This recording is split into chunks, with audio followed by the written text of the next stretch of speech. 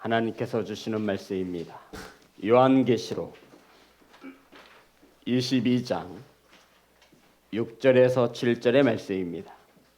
제 성경책으로 신약성경 422면에 있습니다. 요한계시록 22장 6절과 7절의 말씀입니다. 다 찾으셔서 한 목소리로 합독하여 올리겠습니다. 다 같이 합독합니다. 시작. 또 그가 내게 말하기를 이 말은 신실하고 참된지라 주 곧 선지자들의 영의 하나님이 그의 종들에게 반드시 속히 되어질 일을 보이시려고 그의 천사를 보내셨도다. 보라, 내가 속히 오리니 이 두루마리의 예언의 말씀을 지키는 자는 복이 있으리라 하더라. 아멘. 기도하겠습니다. 하나님, 말씀을 선포합니다. 사람의 생각이 세상의 소리가 전하여지지 않게 하시고 온전히 하나님의 말씀이 바르게 선포될 수 있도록 성령께서 강권하여 주시옵소서. 아버지, 어린 자녀에서부터 부모에 이르기까지 함께 예배합니다. 하나님의 말씀이 들려질 수 있도록 그들의 마음을 어루만져 주옵소서. 예수님의 이름으로 기도드렸습니다. 아멘. 인사 나누겠습니다. 사랑합니다. 축복합니다. 사랑합니다. 축복합니다. 새해 복 많이 받으세요.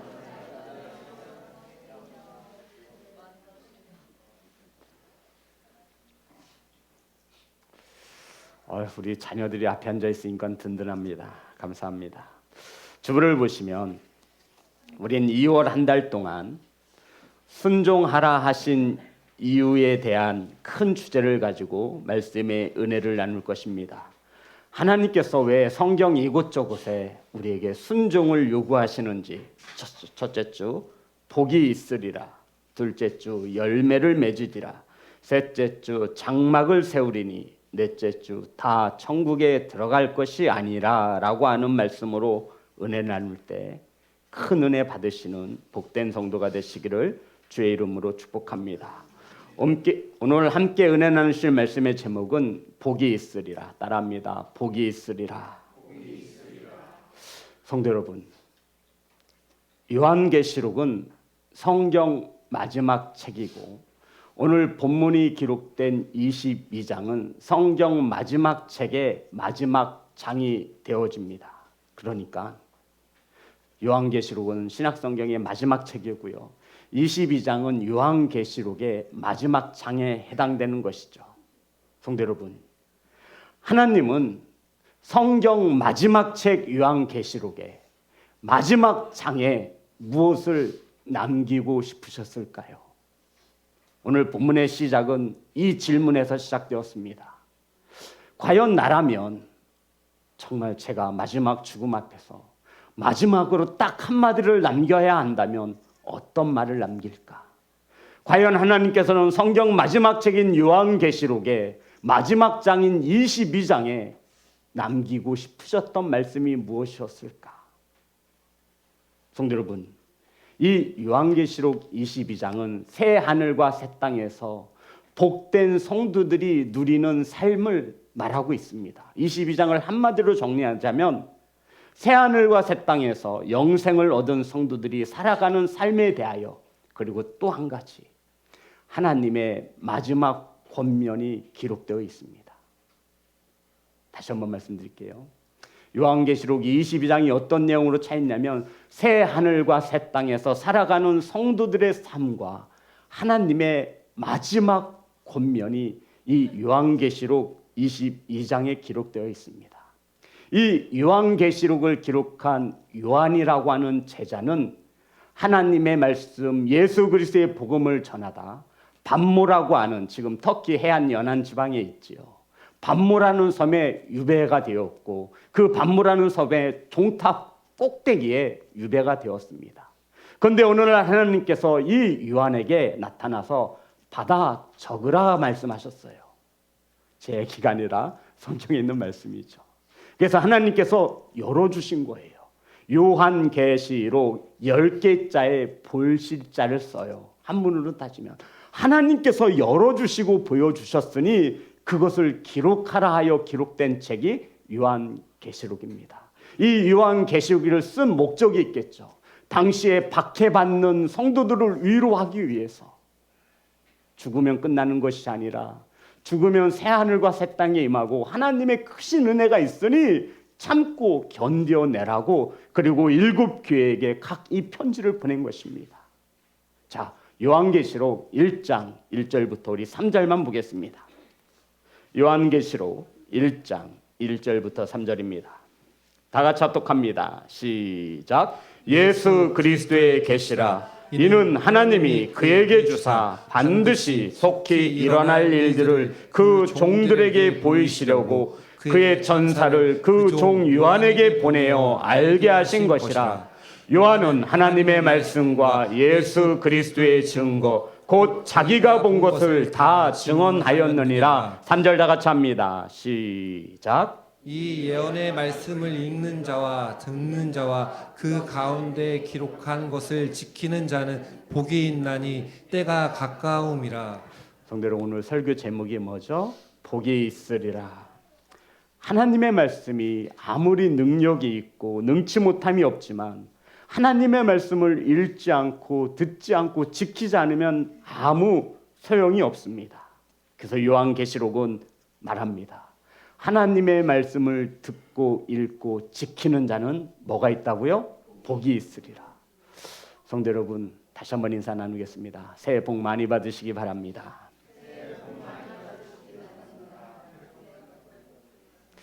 우리나라가 복을 얼마나 좋아하는지 알아요? 우리나라는요, 세계 유일한 민족 중에 이 몸에다가 복주머니를 달고 다녔어요. 뭘 달고 다녔다고요? 요한이, 우리 주성이, 민이 이 세대들은, 우리 자녀 세대들은 잘 모를 거예요. 뭐가 있었어요? 복주머니. 안태호 장로님 복주머니 달아보셨죠? 아, 안타깝네. 명절이 되면 이 등자에다가 복주머니를 달아주셨어요. 그렇죠. 그래서 용돈을 어디서 꺼내요? 복주머니, 꼬깃꼬깃한 돈을 꺼내서 세뱃돈도 주시고. 그래, 어렸을 때 나도 저 복주머니 한번 가져봤으면.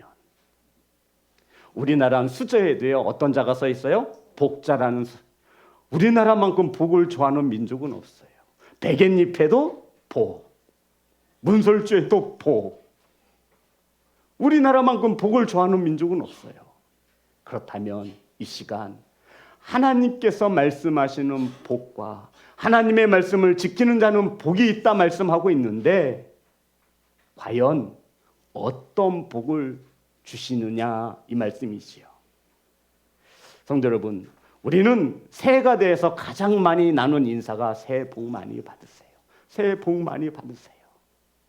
그럼 우리는 하나님을 믿는 그리스도인으로 세상 사람들이 받고 원하기는 그런 복과는 차원이 다른 또 다른 복이 있음을 성경은 우리에게 말씀하고 있습니다. 어떠한 자가 복을 받는다고요? 하나님의 말씀을 듣고 읽고 지키는 자가 복을 받는 것을 믿으시면 아멘, 아멘. 그럼 성도 여러분, 하나님이 주시는 복을 받기 위해서 우리는 말씀을 순종해야 한다라는 것이죠. 따라합니다. 순종해야 합니다.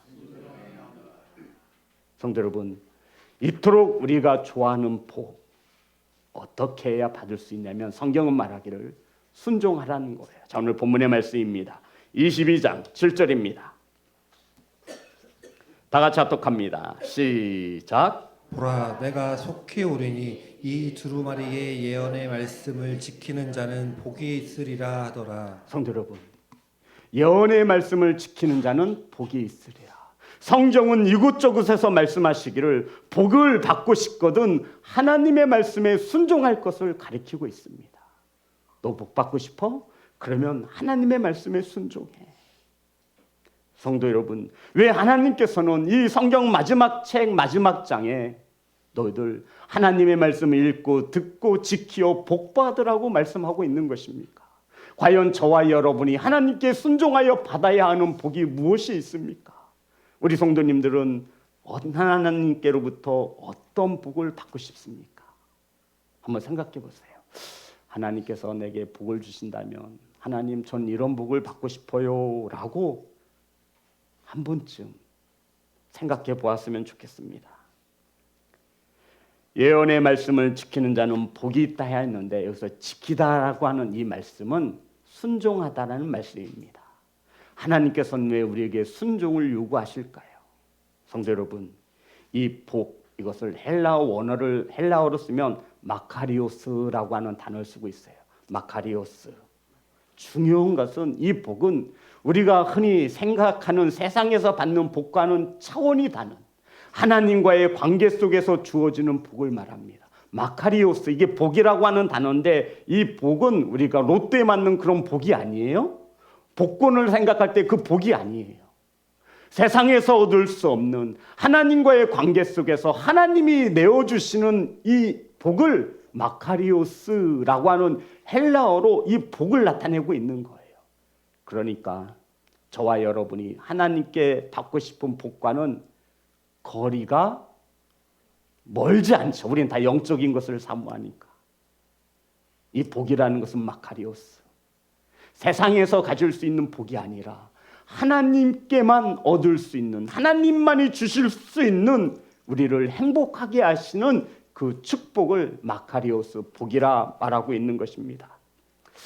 누가복음 11장에 보면 예수님께서 말 못하는 귀신을 내어 쫓고 말 못하던 자가 말을 하였습니다. 평생 동안 말을 못하였는데 예수 그리스도가 말 못하게 하는 귀신을 내어 쫓으신 것이죠. 많은 사람들이 그것을 보고 놀랐습니다. 이때 한 여인이 주님께 이렇게 외쳤습니다. 누가복음 11장 27절입니다.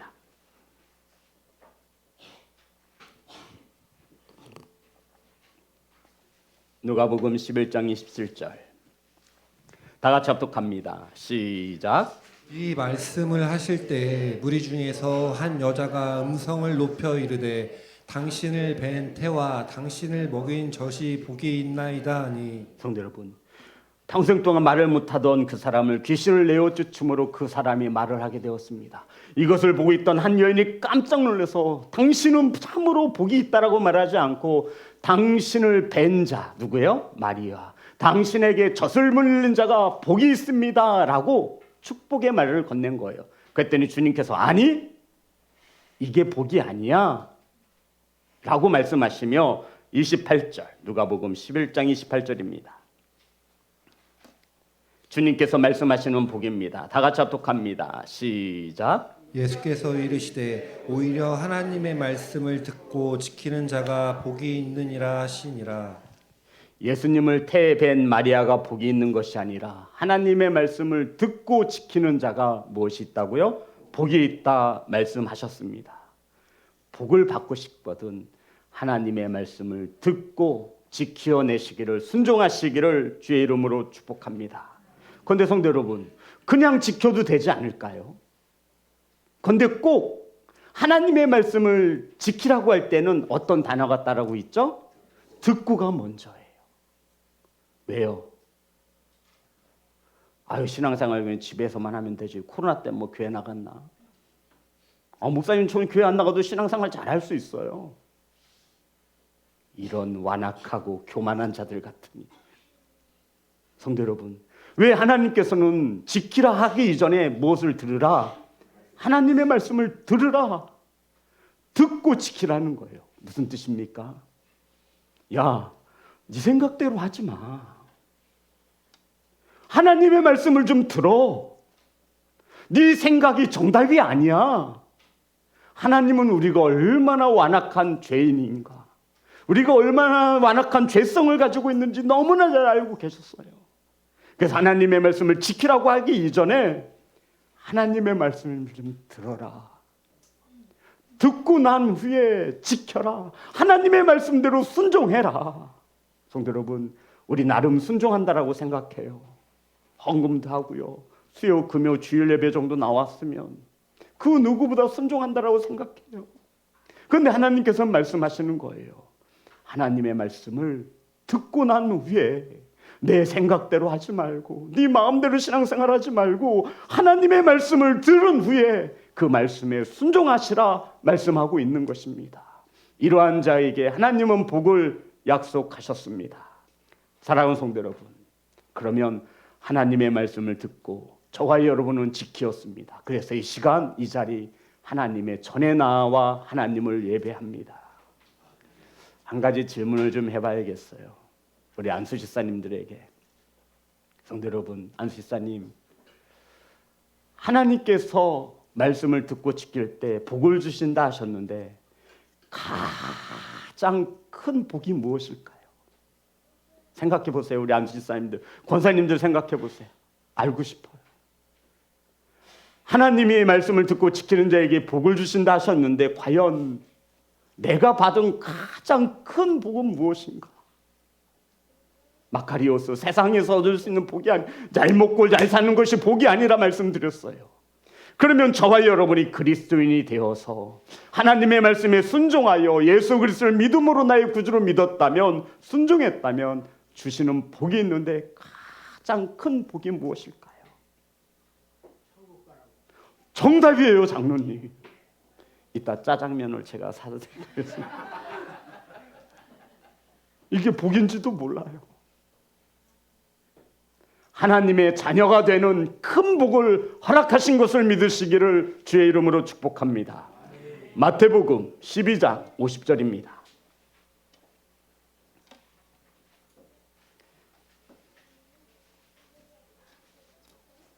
마태복음 12장 50절 다 같이 합독합니다. 시작. 누구든지 하늘에 계신 내 아버지의 뜻대로 하는 자가 내 형제요 자매요 어머니이다 하시더라. 성도 여러분, 하나님의 자녀가 되는 것이 가장 큰 복임을 믿으시기를 주의 이름으로 축복합니다.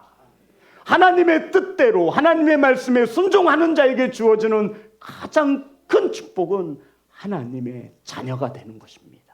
믿으십니까? 아멘.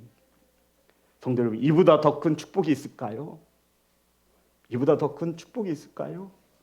하나님의 자녀가 되면 아버지 것을 상속을 받는 거예요. 그 자녀가 된다라고요. 자녀가 되어진다라는 것을 구약 성경에서는 이렇게 기록하고 있어요. 아마 깜짝 놀라실걸요. 출애굽기 19장 5절부터 6절입니다. 자녀가 된다라는 것을 구약 성경에서는 이렇게 기록하고 있습니다. 출애굽기 19장 5절부터 6절 찾으셔서 우리 다 같이 한 목소리로 합독하겠습니다. 시작. 세계가 다 내게 속하였나니 너희가 내 말을 잘 듣고 내 언약을 지키면 너희는 민족 중에서 내 소유가 되겠고 너희가 내게 대하여 제사장 나라가 되며 거룩한 백성이 되리라. 너는 이 말을 이스라엘 자손에게 전할지니라. 성도 여러분, 자초를 보시기 바랍니다. 구약 성경에서는 하나님의 자녀가 됨을 어떻게 기록하고 있어요? 내 소유. 뭐라고요? 모든 민족 중에서 내 소유가 되겠고. 성도 여러분, 저와 여러분 누구 거예요? 하나님 거예요. 주성아, 너 내일 뭘 먹을지 걱정하니? 왜? 너에겐 든든한 누가 있어? 잠바 사달라면 잠바를 사주는 아빠와 엄마가 있잖아. 돈 달라고 하면 엄마가 아빠가 있잖아. 네가 걱정 안 해, 그치? 왜냐면 나는 누구 자식이야? 그 엄마 아빠 자식이잖아. 성도 여러분, 저와 여러분은 누구의 소유예요? 하나님의 소유래요. 그 하나님이 모든 것을 책임져 주신다라는 말씀이에요. 뭐하면? 순종하면, 지키면. 하나님의 말씀을 지킴으로 가장 큰 축복은 하나님의 소유가 되어진 것을 믿으시기를 주의 이름으로 축복합니다. 사랑하는 성도들, 이 말을 반대로 해석하면 하나님의 말씀을 지키지 않으면 뭐라는 거예요? 내 소유가 아니라는 거예요. 하나님을 사랑하는 성도 여러분, 하나님을 아버지라 고백하는 성도 여러분, 우리는 하나님의 자녀인 하나님의 소유가 됨의 틀림없음을 믿으시기를 주의 이름으로 축복합니다. 육신의 부모도요, 자식이 아버지 어머니의 말에 잘 순종하면 참 이뻐요. 육신의 부모로서요. 그러면요, 자신의 살을 깎아서 자녀들에게 다 줍니다. 근데 부모 말을 징그럽게 안 들어. 그럼 내 호적에서 내 호적에서 파가 내요. 너 내 자식 아니라는 거예요. 육신의 아버지도 이래요. 근데 하나님 아버지께서는 우리를 소유 내 자녀로 삼으시겠대요. 뭐하는 자를? 말씀을 지키는 자, 순종하는 자를. 하나님의 말씀을 듣고 지키어 순종하셔서 하나님의 소유가 된 것에 대한 감사가 넘치는 귀한 성도들이 되시기를 주의 이름으로 축복합니다. 자, 여호수아 1장 8절입니다.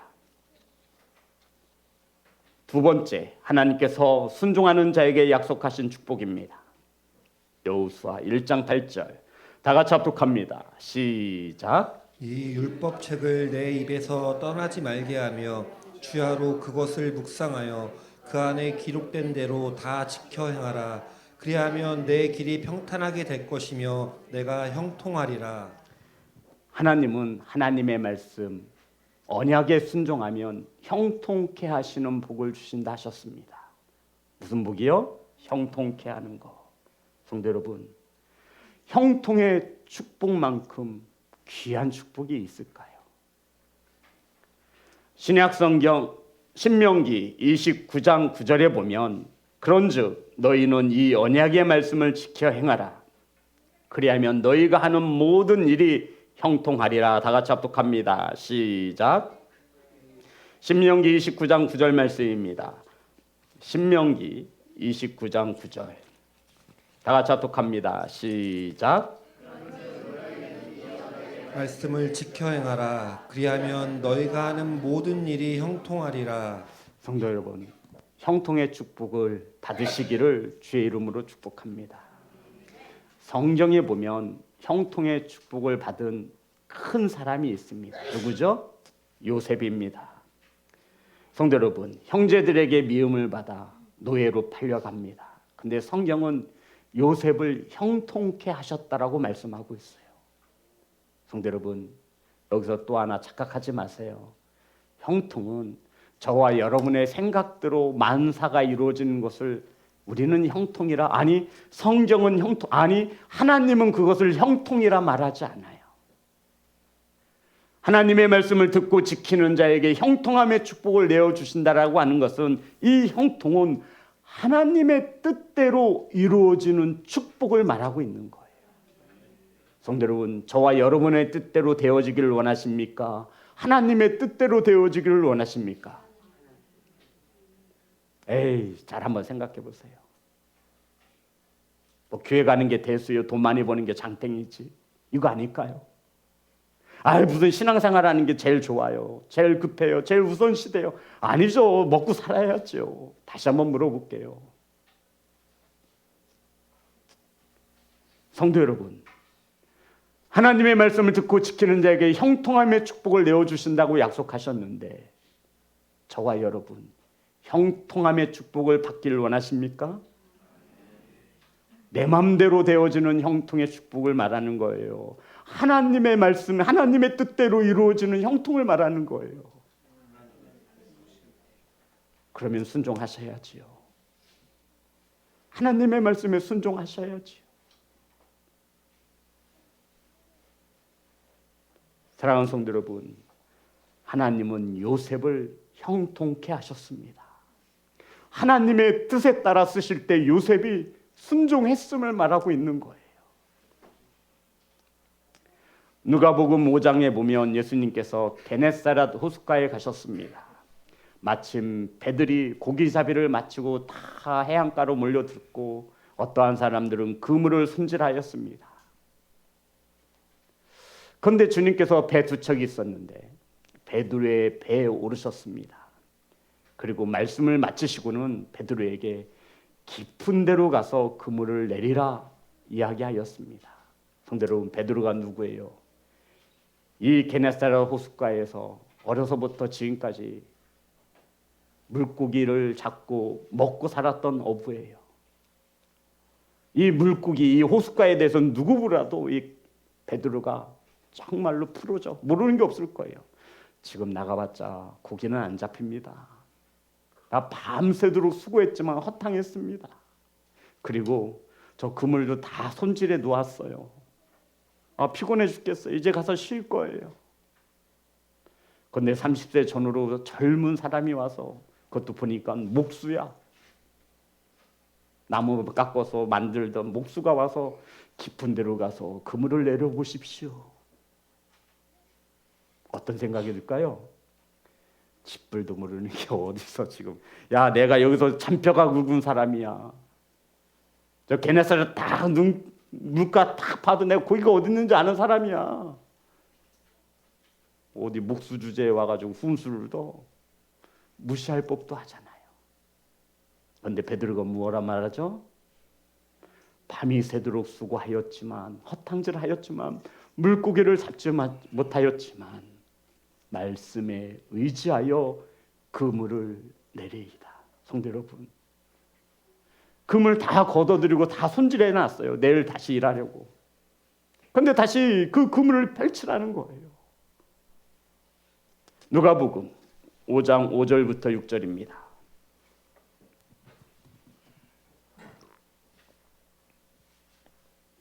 다 같이 합독합니다. 시작. 시몬이 대답하여 이르되 선생님, 우리들이 밤이 새도록 수고하였으되 잡은 것이 없지만은 말씀에 의지하여 내가 그물을 내리리이다 하고, 그렇게 하니 고기를 잡은 것이 심히 많아 그물이 찢어지는지라. 성도 여러분, 얼마나 멋있습니까? 저와 여러분도 신앙생활하고 교회 다닌다고 하는데 한 번쯤은 이러한 놀라운 축복을 체험해 보아야 하지 않겠습니까? 언제까지 남들이 받은 축복만을 부러워할 것입니까? 우리도 한 번쯤은 그물이 찢어질 정도의 큰 축복을 받아 하나님께 영광을 돌리기를 원하지 않습니까? 베드로는 말합니다. 말씀을 의지하겠습니다. 내 경험과 내 철학과 내 능력을 내려놓고 하나님의 말씀을 붙잡고 내가 순종하겠습니다. 이 뜻이에요. 하나님의 말씀에 순종하여 깊은 데에 그물을 내렸더니 어떻게 해요? 심이라고 하는 최상급의 단어를 쓴 거예요. 몇 마리가 잡히죠? 예, 맞아요. 저는 성지순례를 안 가봐서 게네사렛 물고기를 먹어보진 못했지만 손바닥보다 보통 적은 것보단 크대요. 그게 100마리가 넘을 정도로 그 그물에 잡혔어요. 그래서 그물이 어떻게 됐대요? 찢어지는지라. 찢어지고 있어요. 그물이 너무 많이 잡혀서 물고기가.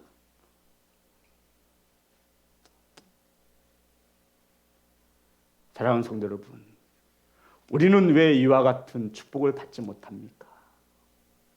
말씀을 의지하지 않고 내 지식과 내 이성을 의지하는 거예요. 내 경험을 의지하는 거예요. 너무 많이 배웠어. 너무 똑똑해. 너무 계산적이야. 손해볼 것 같아. 안 될 것 같아. 그래서 우리는 순종하지 못합니다. 우리가 믿음이 없어서 순종하지 못하고 계산하게 되어집니다.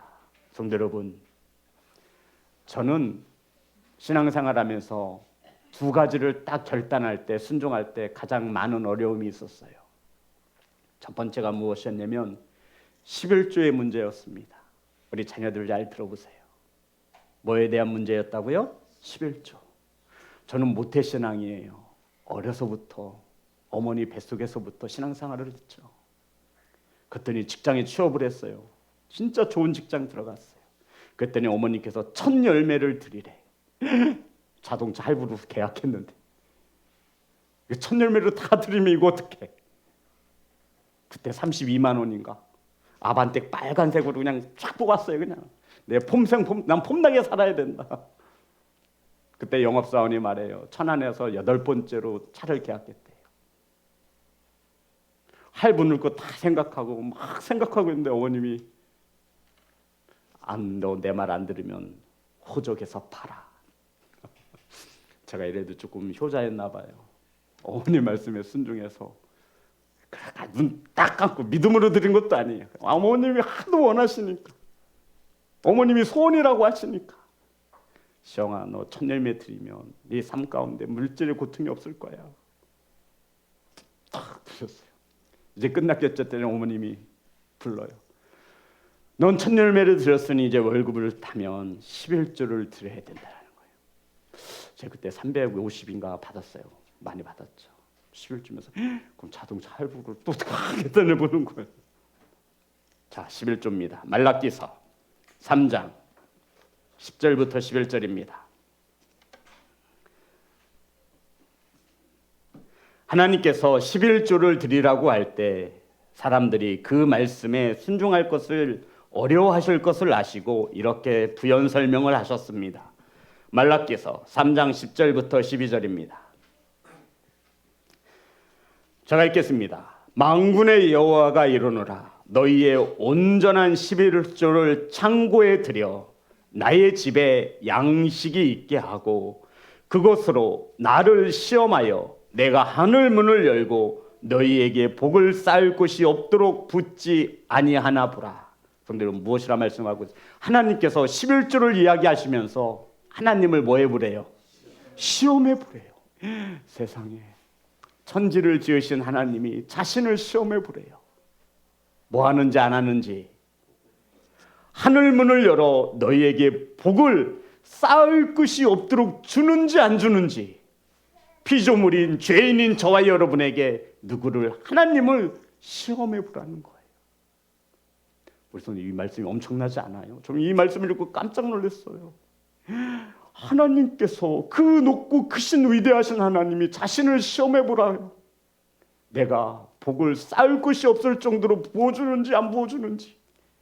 11조를 드려 온전한 11조를 드려 내 집에 양식을 채우라 말씀하고 있는 거예요. 자, 그러면서 11절입니다. 만군의 여호와가 이르노라 내가 너희를 위하여 메뚜기를 금하여 토지 소산을 먹어 없애지 못하게 하며. 열심히 농사 지으면 뭐예요? 무엇이 와서 다 먹어요? 메뚜기가 와서 다 먹는 거예요. 그것을 없이 하겠어요.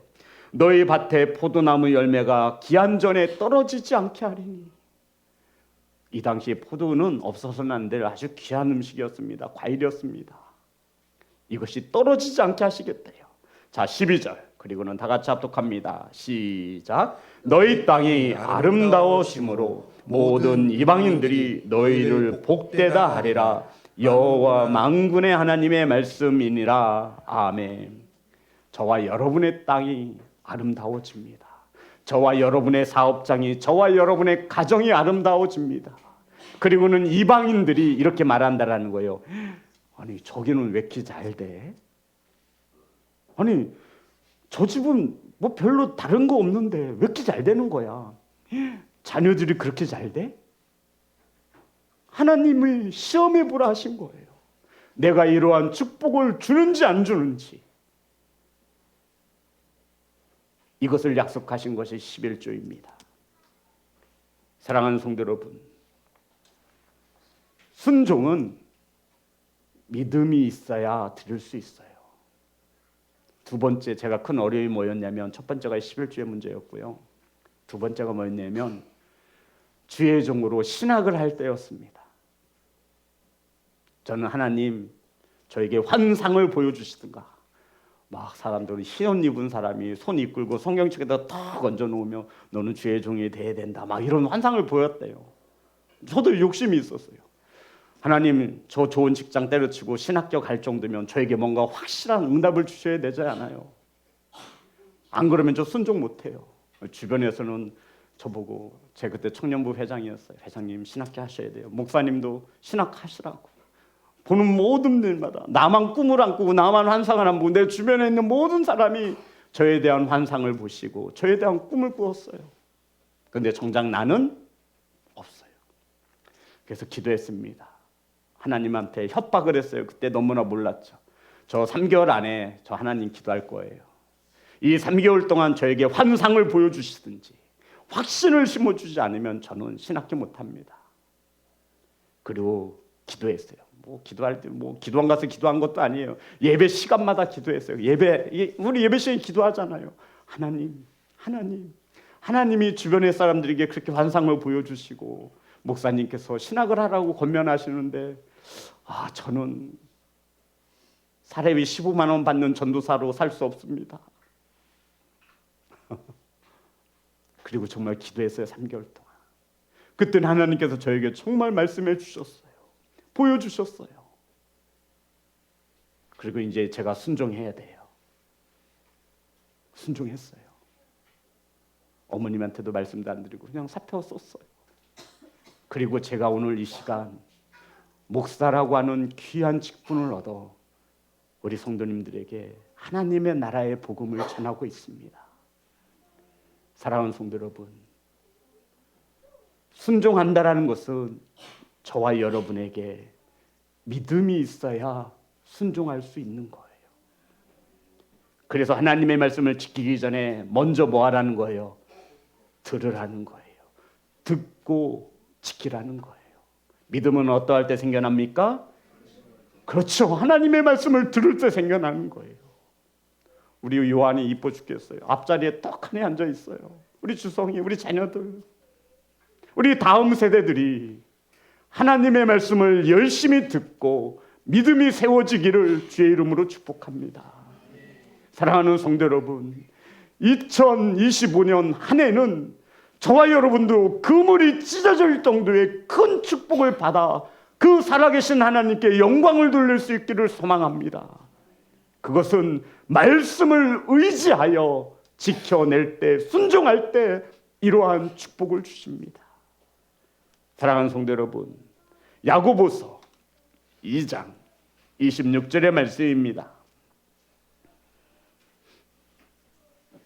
야고보서 2장 26절 다 같이 합독합니다. 시작. 영혼 없는 몸이 죽은 것 같이 행함이 없는 믿음은 죽은 것이니라.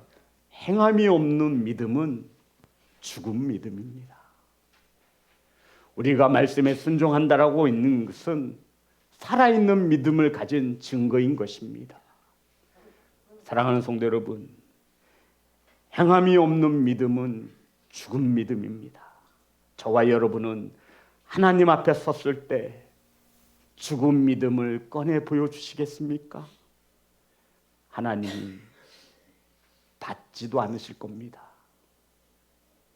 저와 여러분이 하나님께 드려야 하는 믿음은 심장이 펄떡펄떡 뛰어지는 살아있는 믿음인 것을 믿으시기를 주의 이름으로 축복합니다. 사랑하는 성도 여러분, 순종이라고 하는 이 단어는 구약에서는 쉐마라고 합니다. 쉐마 한번 해볼까요? 들어보셨을 거예요. 이스라엘아 들으라. 이스라엘아 쉐마. 쉐마가 순종이란 뜻이에요. 쉐마 따라해볼까요? 쉐마.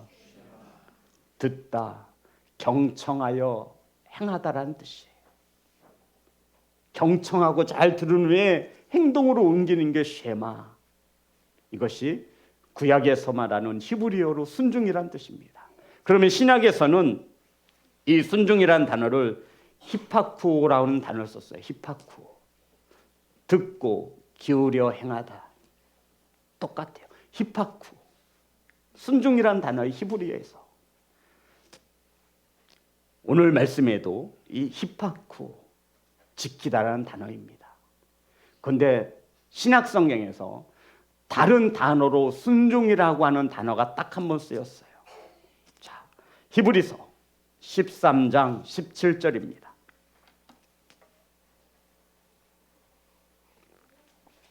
구약에서는 쉐마라고 하는 순종 단어가 쓰였고 신약에서는 히파쿠오, 순종하다고 하는 지키다라는 단어로 쓰였고, 그런데 유일하게 히브리서 13장 17절의 말씀에는 이 순종이라는 단어를 이렇게 번역하였습니다.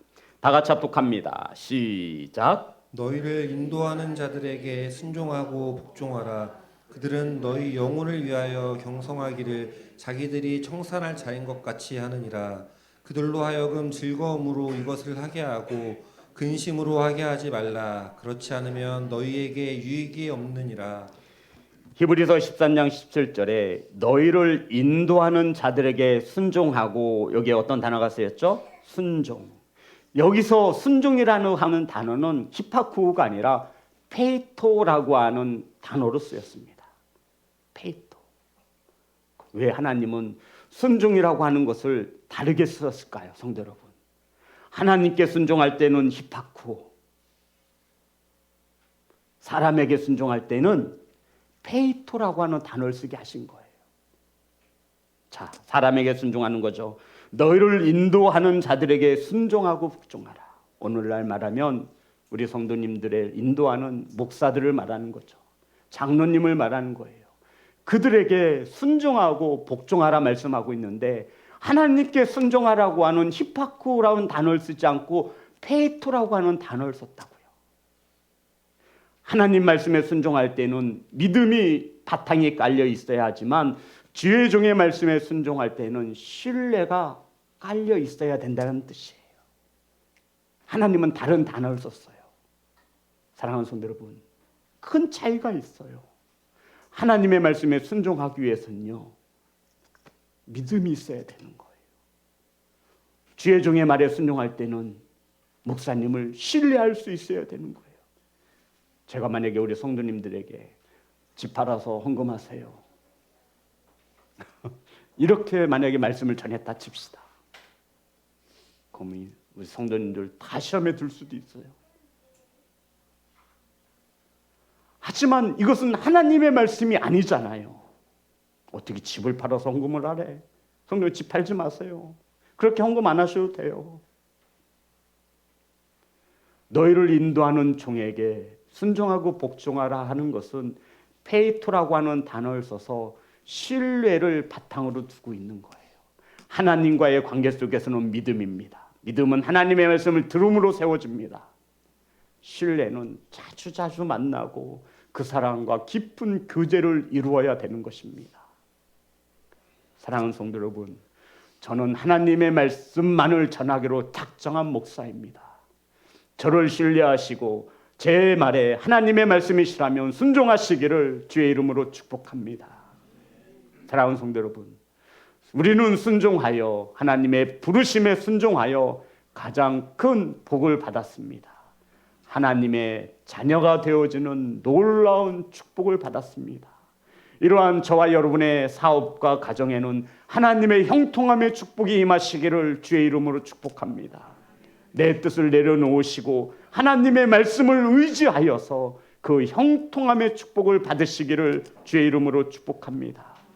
성도 여러분, 하나님의 말씀과 내 생각이 섞여질 때 베드로와 같이 하나님의 말씀을 의지하셔서 내 생각, 내 경험, 내가 가진 모든 것을 내려놓고 하나님 말씀에 순종할 때 그 물이 찢어지는 그 놀라운 풍성함의 축복이 저와 여러분의 가정과 사업장과 자녀에게 임하시는 줄 믿습니다. 사랑하는 성도 여러분, 우리가 하나님의 말씀을 열심히 들었으면 좋겠습니다. 들은 후에 성령께서 저와 여러분에게 감동을 주시거든 베드로와 같이 피곤하셔도 하루 온종일 힘써 있었어도 말씀을 의지하여 그물을 내릴 수 있는 그러한 믿음의 성도가 되시기를 주님의 이름으로 축복합니다. 우리 하나님 앞에 찬양합니다.